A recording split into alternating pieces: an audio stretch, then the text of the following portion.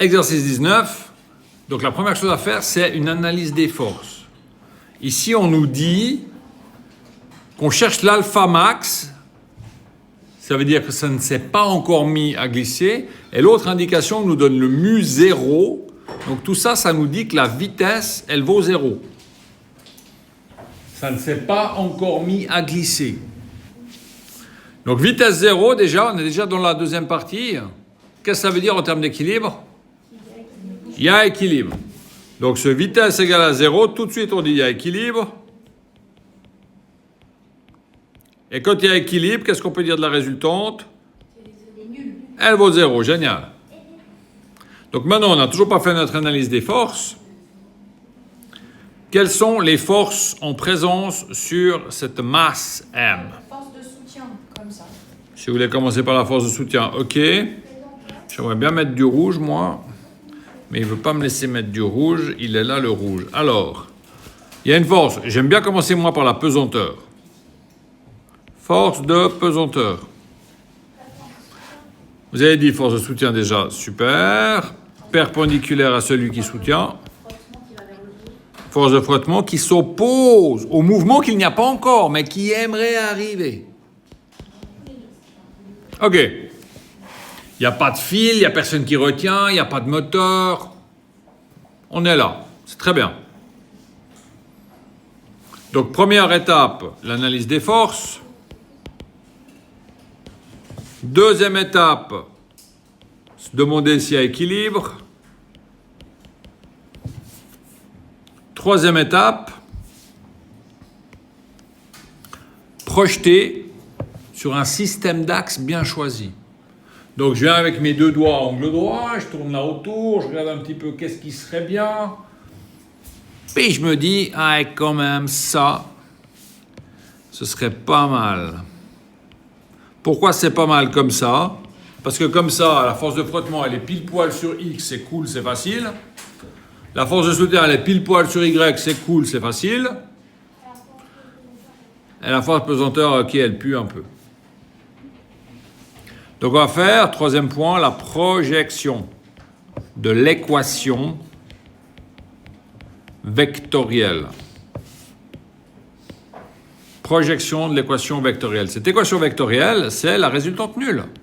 La résultante qui est Fs plus FR plus FP, tout ça, ça fait 0 parce que je sais qu'il y a équilibre. L'ordre n'est pas important, c'est une addition. Si vous gagnez 30 balles aujourd'hui, 50 balles demain et 1000 balles dans 3 jours, c'est la même chose que 1000 plus 50 plus 30. De l'éca vecto, ça veut dire l'équation vectorielle. Et là, du coup, si c'est vectoriel, ne ratez pas les vecteurs. Il y a des vecteurs là-dessus. Si vous ne mettez pas les vecteurs, vous parlez que de la longueur. Et là, c'est très faux. Bon, on projette ce truc dégueu.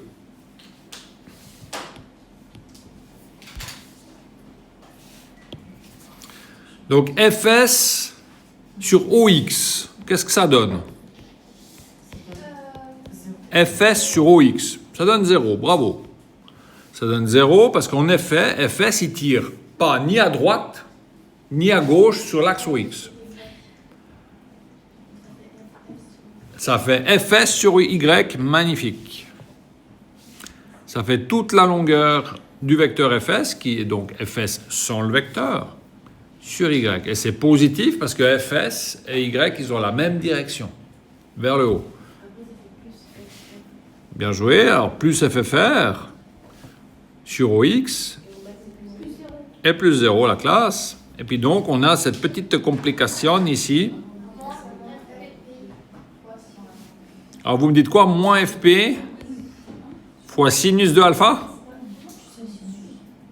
Comment tu sais sinus? Vous avez déjà tout fait? Sinopip, cosagip, tout ça. C'est juste, bravo, magnifique. Donc, c'est ce truc qui est là. Ah mince, là, c'est pas jaune.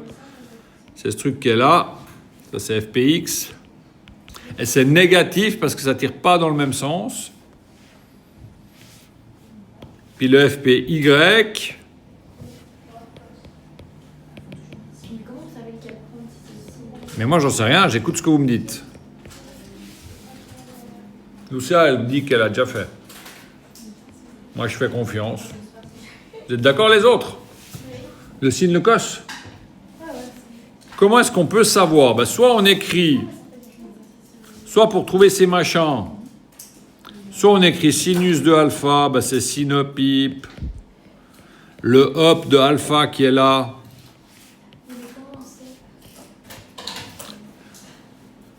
c'est fpx sur fp. Et donc, je vois en effet que fpx, ça va être du sin. Ou alors, parce que j'en ai fait 10 000, je vois qu'en face de alpha, à l'opposé, c'est fpx. Donc, si l'opposé de alpha, c'est fpx, ben fpx, il aura à voir avec l'opposé sinop. Et puis peut-être, bientôt, on n'aura plus besoin d'écrire tout le détail. L'opposé de alpha, c'est fpx. Donc fpx, il aura à voir avec le hop, sinop. Alors que l'adjacent de alpha, c'est le machin vert, qui est fpy. Donc il aura à voir avec le cos. Pourquoi on ne fait pas plus? On ne fait pas plus parce que on va mettre du... Qu'est-ce que j'ai pas encore mis comme couleur? Du rose. Ici, le sens du vecteur fpy, c'est à l'opposé du sens de y. Donc, du coup, ici, même petit rose, là, il y a un moins. Ça vient de ça.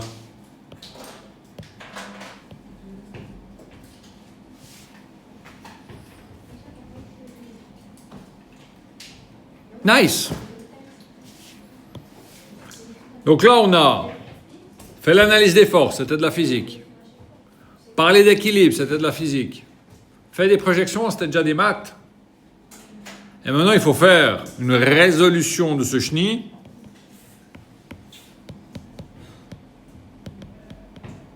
Pour trouver alpha. Donc on a deux équations. Et on cherche alpha. Donc la première équation, je peux écrire que FFR, c'est égal à FP fois sin alpha. La deuxième, je peux écrire que Fs, c'est égal à Fp fois sin alpha.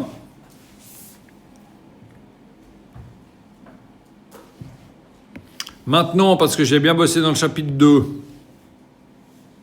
je sais que Fp, c'est égal à masse fois gravité. Et comme je viens d'apprendre ces derniers jours, la force de frottement, Monsieur, pourquoi vous avez mis 2 fois sin c'est alpha? mu0 fois Fs. Pourquoi vous avez mis 2 fois sin alpha? Mais parce que je regarde si vous suivez bien. Mais parce que je suis nul sur ce coup. Ben ouais. Comme quoi, ça arrive même au meilleur de se tromper.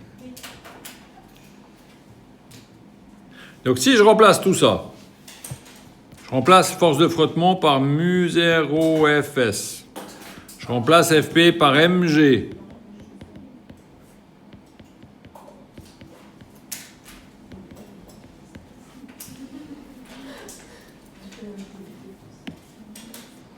Donc là, j'ai remplacé Fp par mg. J'ai remplacé FFR, force de frottement, par mu0 Fs selon le modèle de Coulomb. J'en suis là. Et c'est toujours un peu dégueu, je vous l'accorde. Oui, j'attends. Nous, je vous rappelle qu'on cherche alpha. Et là, il faut faire un tour de passe-passe que vous n'avez jamais fait.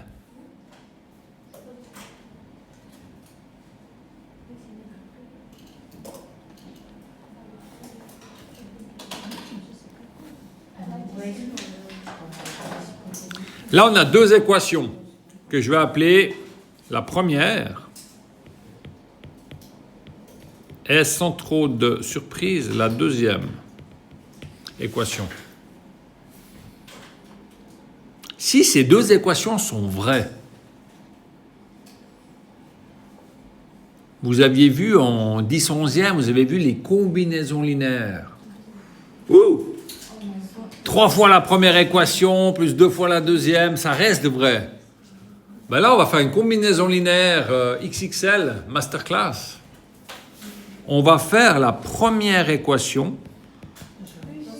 divisée par la deuxième équation. Ça va nous donner un miracle. Ça me donne que mu0 fois fs divisé par fs égale mg sin alpha divisé par mg cos alpha. C'est ça que ça me donne. Et là, je me dis, oh my God, mais regarde, les fs, ils se simplifient. Oh, mais regarde, les mg, ils se simplifient.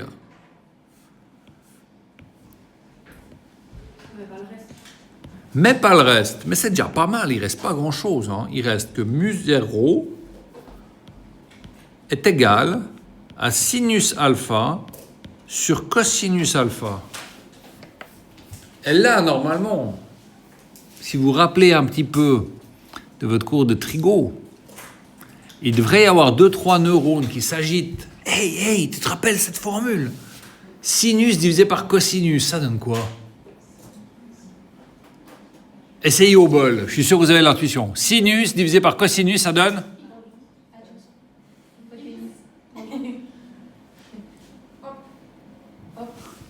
Alors, on va y arriver. On va même la faire la démo. Sinus, c'était quoi déjà? Sinus d'un angle. Hop, qu'est-ce que vous avez dit? Ah, c'est ça. C'est opposé divisé par hypoténuse. Et cosinus?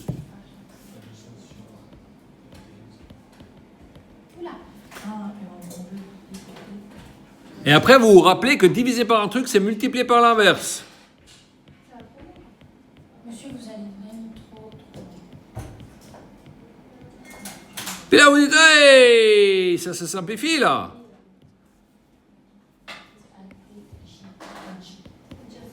Et du coup, hop, sur Adj, ça donne quoi?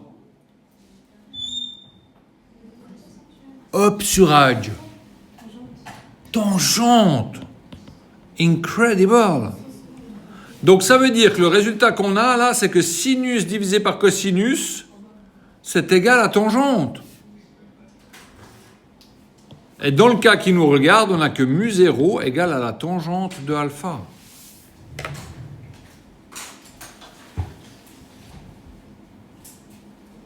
Et nous, on cherche quoi déjà? Alpha. Donc, comment à partir de là, je trouve alpha? Il reste une seule étape. Je fais tan moins 1, ce qui est sur la machine, qui en réalité c'est arctan. Et je trouve que alpha, c'est arctan de mu0. Finalement, 5, je fais une application numérique. Alpha est égal à arctan de 0,6. Arctan, c'est la fonction tangente moins 1. Et je trouve une valeur fantastique de 31 degrés. Et c'est gagné!